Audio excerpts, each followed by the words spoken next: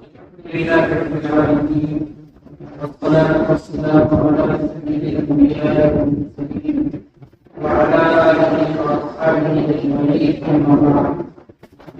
فأعوذ بالله من الشيطان الرجيم بسم الله الرحمن الرحيم قال الله تعالى يا أيها الذين آمنوا اتقوا الله حق تقاته ولا تموتن إلا وأنتم مسلمون وقال تعالى يا أيها الذين آمنوا قوا أنفسكم وأهليكم نارا وقودها الناس والحجارة عليها ملائكة غلاظ شداد لا يعصون الله ويفعلون ما يؤمرون صدق الله العظيم. وقال النبي صلى الله عليه وسلم من قال لا إله إلا الله دخل الجنة أو كما قال عليه الصلاة والسلام. سب سے پہلے اللہ رب العزت والجلال کا فضل کرم اور احسان ہے کہ اللہ نے ہم سب کو ایمان اور اسلام جیسی عظیم نعمت سے نوازا ہے. ایمان اور اسلام یہ سب سے بڑی نعمت اور دنیا کا سب سے قیمتی تحفہ ہے. اسی ایمان اور اسلام کی وجہ سے انسان کو دنیا میں بھی عزت حاصل ہوتی ہے اور آخرت جو ہمیشہ کی زندگی ہے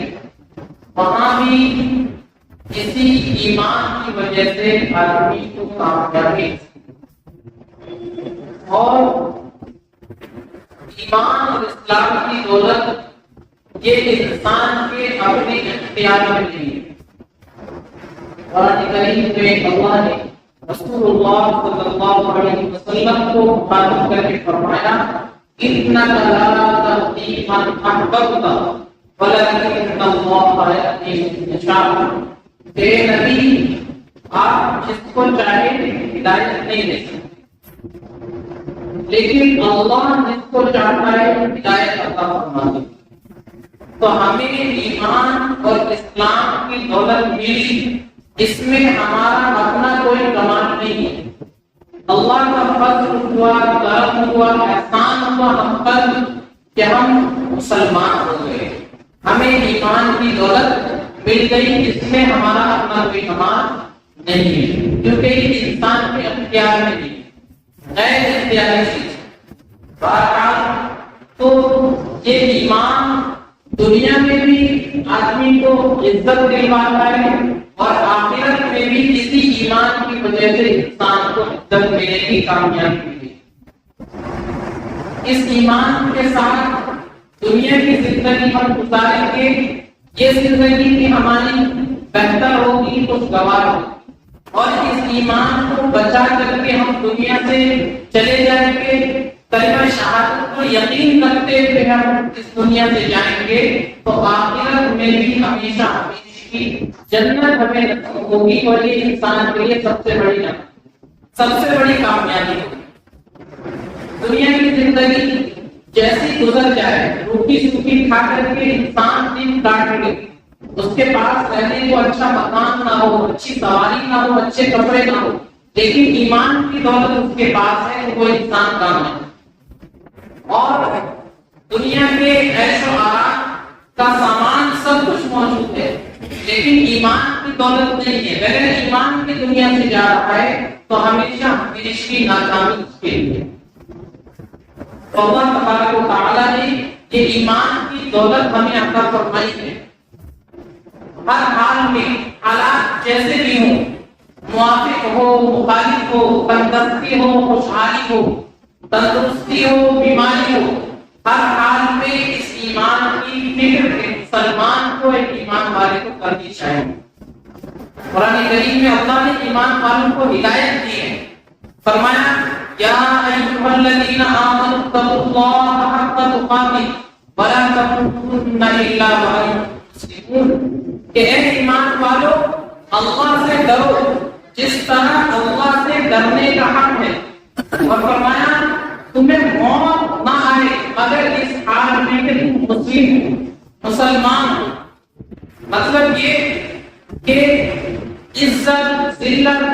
نفع اور نقصان، موت اور زندگی یہ سب اللہ کے اختیار میں ہے۔ اس عقیدے پر انسان زندہ رہے اور موت بھی آئے تو اسی عقیدے پر آئے۔ اللہ تبارک و تعالیٰ نے اس کی ہدایت اور تلقین فرمائی ہے کہ مسلمان کو ہمیشہ ہر حال میں اس کی فکر کرنی چاہیے۔ اگر وہ اسی عقیدے پر زندہ رہا اور اسی عقیدے پر موت بھی آئی تو یہ ایمان والی موت ہوگی۔ ایک مسلمان کو ہمیشہ اس کے لیے فکر مند ہونا چاہیے۔ ہمیں دنیا کی چھوٹی نعمت مل جاتی ہے تو ہم اس کی فکر میں لگ جاتے ہیں کہ کہیں اس کو کوئی چرا نہ لے، کہیں یہ ہم سے غائب نہ ہو جائے، کوئی لٹیرا اس کو لوٹ نہ لے، کہیں چور چوری نہ کر لے، کوئی ڈاکو ڈاکہ نہ ڈال دے۔ جب ہم کہیں جاتے ہیں تو تالا لگا کر کے جاتے ہیں، لاک کر دیتے ہیں۔ گاڑی کہیں پر پارک کرتے ہیں تو اس کو لاک کر دیتے ہیں، کہیں کوئی چرا نہیں۔ مسجد کے اندر آتے ہیں تو ہماری معمولی سی چپل ہوتی ہے، اسے بھی ہم ایک طرف کونے میں اتارتے ہیں، کہیں کوئی لے کر نہ بھاگ جائے، کہیں کوئی ہماری کو چپل نہ چرا لے جو بے حیثیت ہے، بے قیمت ہے، جو اتنی قیمتی چیز نہیں ہے لیکن ہم اس کی فکر کرتے ہیں۔ تو ہمیں اور آپ کو اندازہ کرنا چاہیے کہ ایمان جو دنیا کی سب سے بڑی نعمت ہے اور سب سے قیمتی اثاثہ اور دولت ہے، اس کے لیے ہمیں کتنا فکر مند ہونا چاہیے، اس کے لیے اس کی حفاظت کے لیے ہمیں کتنی کوشش کرنی چاہیے۔ پیارے نبی صلی اللہ علیہ وسلم نے حدیثوں کے اندر مختلف فتنوں کا ذکر فرمایا کہ آنے والے زمانے میں ایسے ایسے فتنے پیدا ہوں گے اور ایسا ایمان سوز ماحول ہوگا کہ اس وقت اپنے ایمان کو بچانا بڑا مشکل ہے۔ ایسے ایسے فتنے پیدا ہوں گے، آدمی صبح کو مسلمان ہے شام کو کافر ہو جائے گا، شام کو مسلمان ہے صبح کافر ہو جائے گا۔ روایت کے الفاظ ہیں اس کا ترجمہ کہ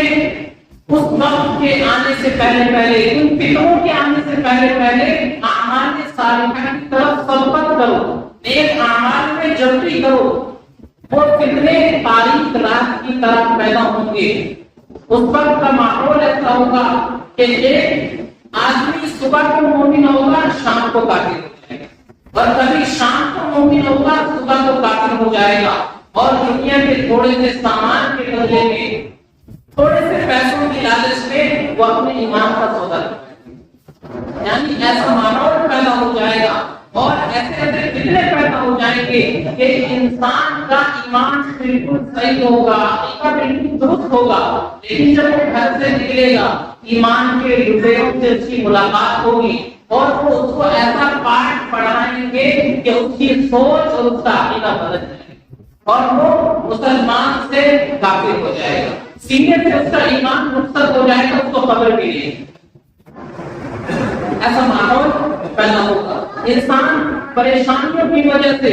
رزق کی تنگی کی وجہ سے خدا کے بارے میں ایسے الفاظ بولے گا اور خدا کی شان میں ایسی گستاخی کرے گا کہ اس کا ایمان ختم ہو جائے گا۔ مسلسل اس پر پریشانیاں آ رہی ہے، مصیبتیں آ رہی ہیں، اللہ کی طرف سے آزمائش آ رہی ہے، اس وجہ سے وہ اللہ سے، ایمان سے، اسلام سے بیزار ہو جائے گا۔ تھوڑے سے پیسوں کی وجہ سے، عزت کی وجہ سے، تھوڑے سے منصب کی وجہ سے وہ اپنے ایمان کا لگا بیٹھے گا۔ نبی نے فرمایا کہ ایسا زمانہ آنے والا ہے، ایسے زمانے میں آپ نے امت مسلمہ کو ہدایت دی ہے کہ وہ چوکنا رہے، بیدار مست رہے، کہیں کوئی لٹیرا ان کے ایمان کو لوٹنا ہے، کہیں کوئی ان کے ایمان کا سودا نہ کرے اور اس کو خبر بھی نہ ہو۔ تو نبی پاک صلی اللہ علیہ وسلم نے حدیثوں کے اندر مختلف طریقے سے اس بات کی پیشین گوئی فرمائی ہے کہ آنے والے زمانوں میں ایسے فتنے پیدا ہوں گے، ایسا ماحول بنے گا کہ انسان کے ایمان کی حفاظت بڑی مشکل ہو جائے گی، بڑا دشوار ہوگا۔ تو ہمیں اور آپ کو ہمیشہ چوکنا رہنے کی ضرورت ہے، کہیں کوئی ہم سے ہمارا ایمان نہ لوٹ لے۔ اگر ہمارے پاس کچھ بھی موجود نہ ہو، ساری دولت ہماری لٹ جائے، سارا مال ہمارا ختم ہو جائے، لیکن ایمان باقی ہے تو سستا سودا ہے، ایمان اگر باقی ہے سب کچھ ہمیں قربان کرنا پڑے تو خدا کی قسم یہ سودا بڑا سستا ہے، لیکن اگر دولت ہمیں قارون کے خزانے کے برابر مل جائے اور ہمارا ایمان باقی نہ رہے تو یہ سب سے بڑی محنت ہے۔ نبی صلی اللہ علیہ وسلم نے اسی لیے امت کو خبر دی ہے کہ ایسے ایسے فتنے آنے والے ہیں، ان فتنوں کے زمانے میں امت کو کس طرح فکر مند ہونا ہے اپنے اور اپنی نسلوں کے ایمان کے سلسلے میں، تاکہ کوئی ایمان کو لوٹنے والا ان کے ایمان کو لوٹ نہ سکے۔ آج ہمارے پاس کچھ بھی موجود نہ ہو لیکن ایمان باقی ہے اور ایمان کے ساتھ ہم دنیا سے جا رہے ہیں تو ہم کامیاب، اور اگر سب کچھ موجود ہے لیکن ایمان سلامت نہیں ہے تو ہم ناکام۔ اس دنیا کا سب سے امیر انسان اس وقت برنارڈ ارنولڈ اس کا نام، سب سے امیر انسان، لیکن ایمان نہیں ہے، اسی حال میں اگر وہ دنیا سے چلا گیا تو وہ ہمیشہ ہمیشہ کے لیے ناکام ہو۔ اور ایک انسان بالکل غریب،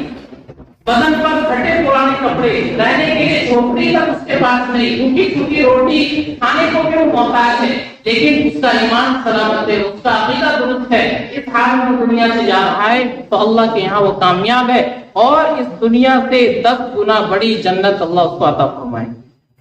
تو ایمان موجود ہے کچھ بھی نہیں ہے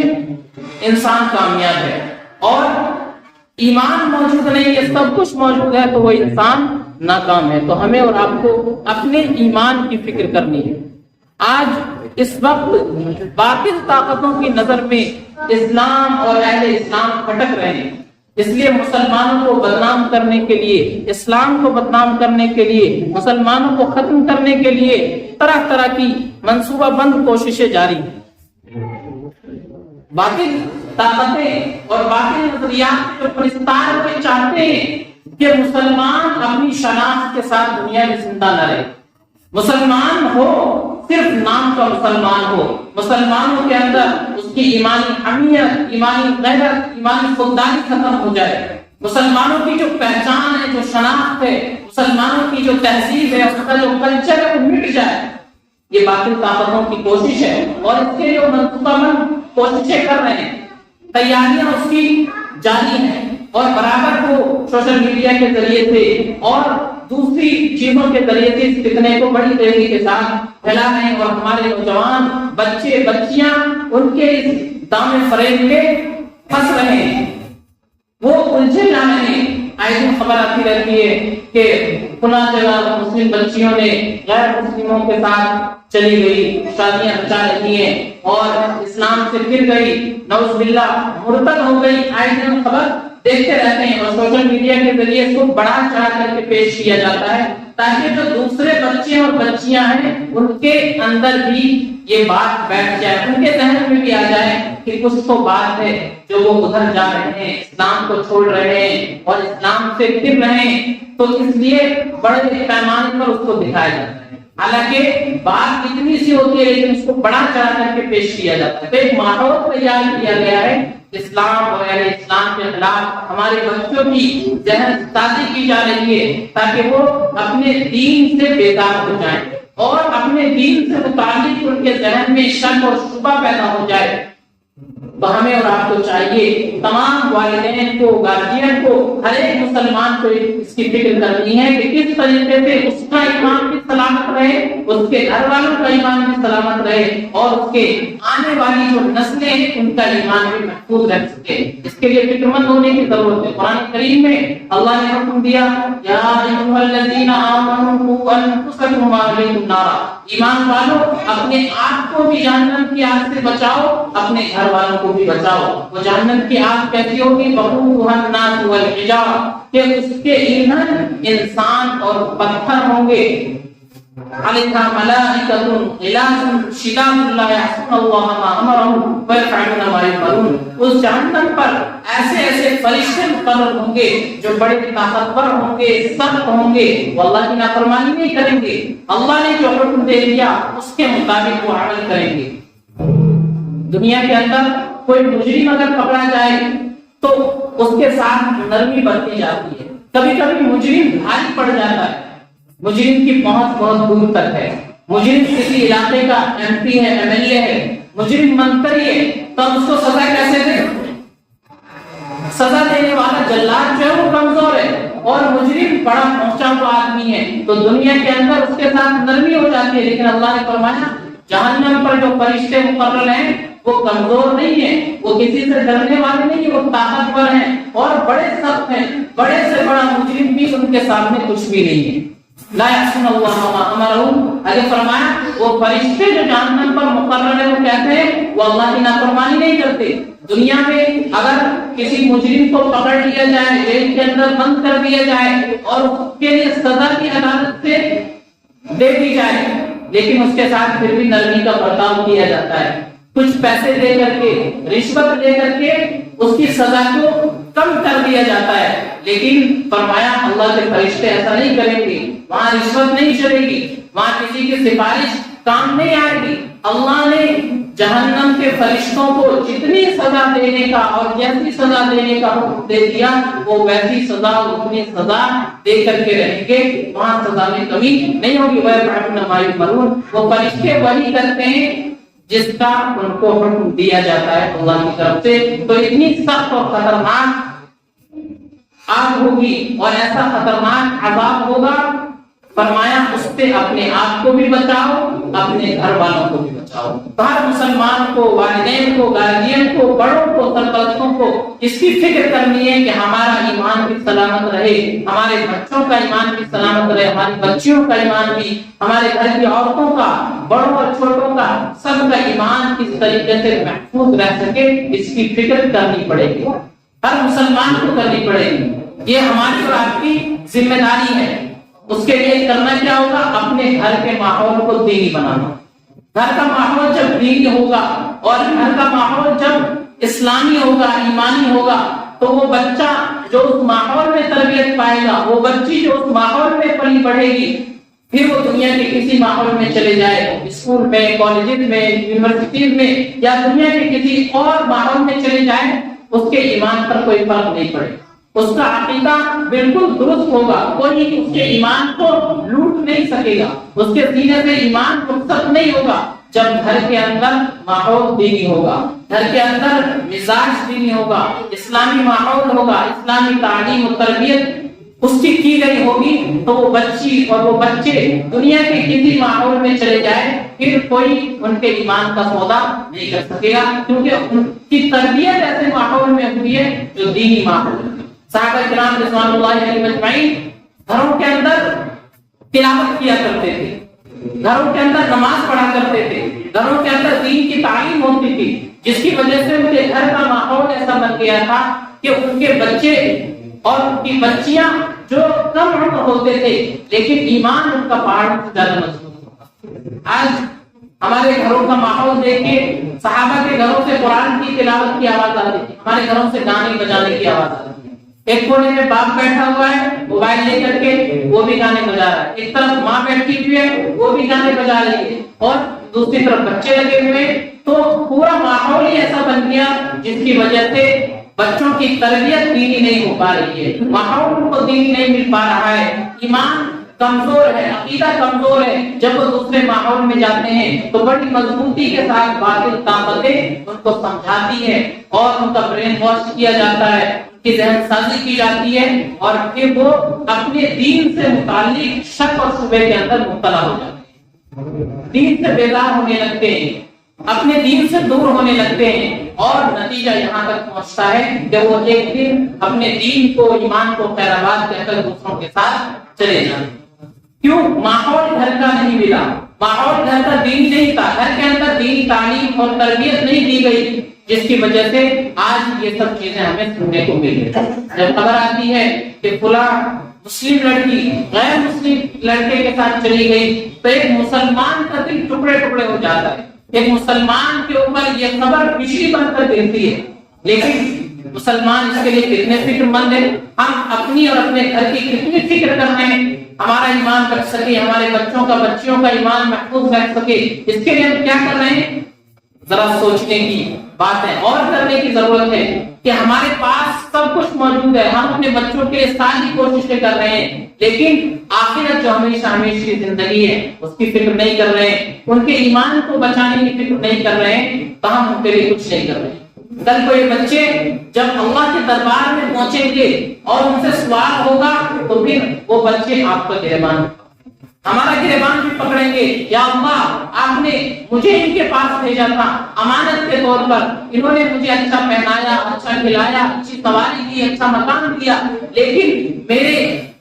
ایمان کی فکر نہیں کی، مجھے اچھی تعلیم و تربیت نہیں دی، مجھے اچھا ماحول نہیں دیا، جس کی وجہ سے میں بگڑ گیا، میرا ایمان ختم ہو گیا، میں تیرے سامنے کھڑا ہوں، یا اللہ تو جو چاہے مجھے سزا دے، لیکن مجھ سے زیادہ سزا میرے ماں باپ کو دے، کیونکہ انہوں نے میری تعلیم اور تربیت کا انتظام نہیں کیا، انہوں نے میرا ماحول ایسا نہیں بنایا گھر کا کہ میں اچھی تعلیم و تربیت پا سکوں اور میں اپنے ایمان کو اور عقیدے کو بچا کر کے رکھ سکوں، میرا ایمان سلامت رہ سکے، تو مجھے عذاب دینا ہے، مجھے عذاب دیجیے، لیکن اس سے زیادہ میرے ماں باپ۔ تو اللہ کے یہاں وہی بچے جن کے لیے آج ہم ساری کوششیں کر رہے ہیں لیکن تعلیم و تربیت کا انتظام نہیں کر رہے، ایمان کی حفاظت کی فکر نہیں کر رہے، یہی بچے اللہ کے یہاں بھی گریبان پکڑیں گے اور دنیا میں بھی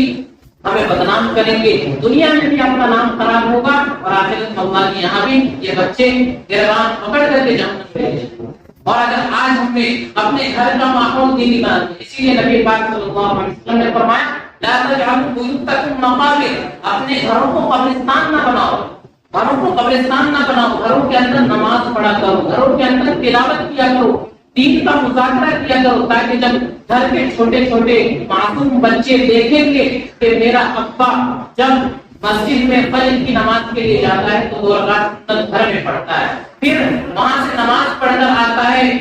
دوسرے وقت میں تو گھر پر آ کر کے نوافل کا اہتمام کرتا ہے، گھر میں قرآن کی تلاوت ہو رہی ہے اور بچہ دیکھے گا کہ گھر کے اندر دین کی تعلیم ہو رہی ہے، دین کا مذاکرہ ہو رہا ہے، تو اس بچے کے ذہن میں یہ بات بیٹھ جائے گی، اس بچے کے دل میں قرآن کی اہمیت، ایمان کی اہمیت، نماز کی اہمیت بیٹھ جائے گی، پھر وہ بچہ دنیا کے کسی ماحول میں چلا جائے اس کو کوئی بگاڑ نہیں سکتا، کوئی اس کے ایمان کا سودا نہیں کر سکتا، کوئی اس کو گمراہ نہیں کر سکتا۔ تو ہمیں اپنے گھر کا ماحول دینی بنانا ہوگا، گھر کا ماحول دینی بنائیں گے انشاءاللہ ہر قسم کے فتنے سے ہمارے بچے محفوظ رہیں گے، کوئی ان کے ایمان کا سودا نہیں کر سکتا۔ ابھی ہم دیکھ رہے ہیں جتنی خبریں آ رہی ہیں ان لڑکیوں کا، ان بچوں کا اگر جائزہ لیا جائے، ان کے گھروں کو دیکھا جائے تو گھر کا ماحول بھی نہیں ہے، گھر کا ماحول اسلامی نہیں تھا، جس کی وجہ سے یہاں تک انجام پہنچ گیا۔ تو ہمیں اور آپ کو یہ فکر کرنی ہے، تھوڑی دیر صحیح لیکن اپنے